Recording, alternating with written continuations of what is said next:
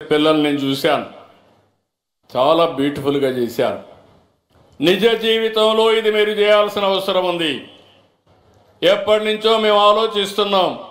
డాక్రా సంఘాలు పెట్టాం, ఉద్యోగాల్లో కాలేజీల్లో రిజర్వేషన్లు తీసుకొచ్చాం.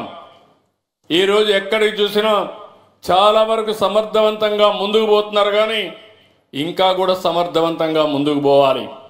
అవసరమైతే నేను ఈరోజు అనిపించింది, ఈరోజు ఎస్సీ ఎస్టీ అట్రాసిటీ యాక్ట్లు తీసుకొచ్చాం, చట్ట భద్రత కల్పించాం.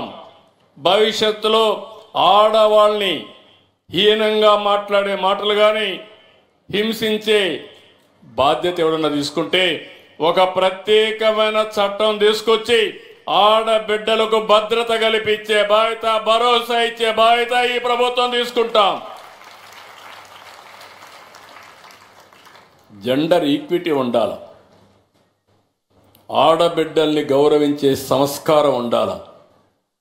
నేను ఎన్నోసార్లు చెప్పాను, ఎవరైనా ఆడబిడ్డల జోలుకొస్తే అదే చివరి రోజు అవుతుందని చాలా హెచ్చరించాను.